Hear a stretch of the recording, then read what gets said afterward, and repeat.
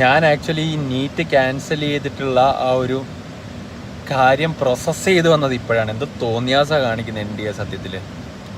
അതായത് ഒരു എക്സാം എഴുതാന്ന് പറഞ്ഞാൽ എത്ര എഫേർട്ട് എടുത്ത് എക്സാം എഴുതി. നമ്മുടെ കൂട്ടത്തിൽ 711 12 ഒക്കെ വാങ്ങിച്ചവർ 705 ഒക്കെ വാങ്ങിച്ചവർ ഇഷ്ടം പോലെ ഉണ്ട്. അപ്പോൾ ഇവരുടെയൊക്കെ മാനസികാവസ്ഥ എന്ന് പറഞ്ഞാൽ ചെറിയ കാര്യമില്ല. ഒരു എക്സാം എഴുതിയിട്ട് വീണ്ടും എക്സാം എഴുതുമെന്ന് പറഞ്ഞാൽ കുറച്ച് നാൾ കഴിഞ്ഞ് വന്നിട്ട് എഴുതേണ്ടി വരും എന്ന് പറഞ്ഞു കഴിഞ്ഞാൽ എൻ്റെ ഈ പണി നിർത്തി വരെ പണിക്ക് പോകുന്നതാണ് നല്ലത്. കാര്യം അല്ലെങ്കിൽ ഇത് അന്വേഷിക്കണം. കാര്യം പറയുന്നത് കേരളത്തിൽ പഠിക്കാൻ വന്നിട്ട് രാജസ്ഥാനാണ് ക്വസ്റ്റ്യൻ കിട്ടിയെന്ന്. എവിടുന്ന് ക്വസ്റ്റ്യൻ കിട്ടിയെന്ന്, എവിടുന്ന് ഇത് ചോർത്തിയത്, ഇതൊക്കെ അന്വേഷിക്കണം. അല്ലാതെ ഇതിവിടെ വെച്ച് നിർത്തിയിട്ട് റീ എക്സാം നടത്തിയിട്ട് നിങ്ങളെ വഴിക്കുമല്ലേ ഉണ്ട്.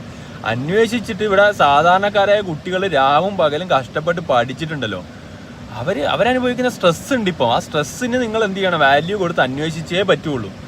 പിന്നെ എനിക്ക് എൻ്റെ മക്കളോട് പറയാം, മക്കളെ ഇത് കോമൺ ആയിട്ട് വന്നൊരു കാര്യമാണ്. അപ്പം അതുകൊണ്ട് തന്നെ നിങ്ങൾ ടെൻഷൻ അടിക്കല്. പേരൻസ് നിങ്ങളിൽ കൂടെ നിൽക്കണം. അവരുടെ ഞങ്ങളുണ്ടാവും കൂടെ. നമ്മൾ മാക്സിമം നമുക്ക് എഫേർട്ട് വീണ്ടും നമ്മൾ എടുക്കും. നിങ്ങൾ ഒരിക്കലും ടെൻഷൻ അടിക്കുക ഒന്നും ചെയ്യരുത്. നമുക്ക് ടെൻഷൻ അടിക്കുക എന്ന് പറഞ്ഞാൽ ടെൻഷൻ ഉണ്ടാകും, പക്ഷെ അതിനെ ഓവർകം ചെയ്യണം. അതുകൊണ്ട് തന്നെ അതിന് ഞങ്ങൾ നിങ്ങളുടെ കൂടെ ഉണ്ടാകും. അത് പറയാൻ വേണ്ടി തന്നെയാണ്. സത്യത്തിൽ സമാധാനം മൊത്തത്തിൽ പോയി. നിങ്ങളെപ്പോലെ തന്നെയാണ് നമ്മളെ സംബന്ധിച്ചിടത്തോളം. നമ്മൾ റിസൾട്ട് വന്നു, അതിനുവേണ്ടി ഇനിയിപ്പോൾ അഡ്മിഷൻ പ്രോസസ്സ് കാര്യങ്ങളിലൊക്കെ, അതായത് നീറ്റ് MBBS അഡ്മിഷന് വേണ്ടി കുട്ടികൾ നിൽക്കുന്നതും അത് ആഘോഷിക്കാനും ഒക്കെ നിൽക്കുന്ന സമയത്താണ് ഇത് വരുന്നതെന്നും.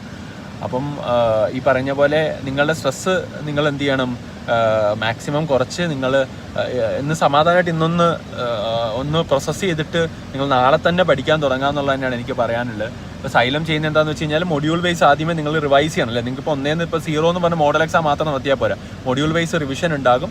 എന്നിട്ട് നമ്മൾ എന്ത് ചെയ്യും, ഈ പറയുന്ന പോലെ ഫുൾ മോഡൽസിലേക്ക് എക്സാംസിലേക്ക് പോകും. ആ എക്സാമിൻ്റെ ക്വസ്റ്റ്യൻ ഡിസ്കഷൻ കാര്യങ്ങളാണ് നമ്മൾ ഓഫ്ലൈനിലായാലും ഒക്കെ പ്ലാൻ ചെയ്യുന്നത്. ഹോസ്റ്റലിൽ നിങ്ങൾക്ക് വന്ന് നിൽക്കേണ്ടവർക്ക് നിൽക്കാം. അതിനുവേണ്ട സപ്പോർട്ടെല്ലാം നമ്മൾ തരും. ബാക്കി എല്ലാ കാര്യങ്ങളും നമ്മൾ പ്രോപ്പറായിട്ട് നിങ്ങളുടെ കൂടെ തന്നെ ചെയ്യും എന്നുള്ളതാണ് നമ്മൾ പറയാനുള്ളത്. മക്കളെ, നമുക്ക് ഇത്രയുമാണ് ചെയ്യാൻ പറ്റുന്നത്. അത് പെർഫെക്റ്റ് ആയിട്ട് നിങ്ങളുടെ കൂടെ നിന്ന് നമ്മൾ ചെയ്ത് നിങ്ങളെ ഈ ഒരു ക്രൈസിസ് നമ്മൾ മാനേജ് ചെയ്ത് ഒരുമിച്ച് മുമ്പോട്ട് പോകും. പക്ഷേ NTA ഒന്നെങ്കിൽ ഈ പണി നിർത്തിപ്പോകും. നിങ്ങൾ വേറെ ഏതെങ്കിലും ആളുകളെ ഏൽപ്പിക്കും സമാധാനം, അല്ലെ ഓൺലൈനാക്കും.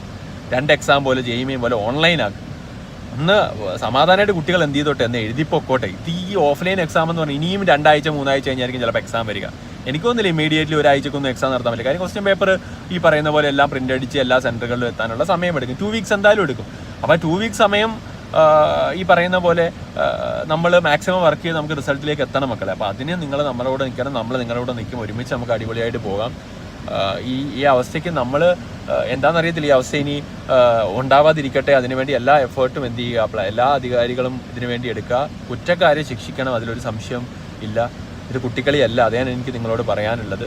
Thank you.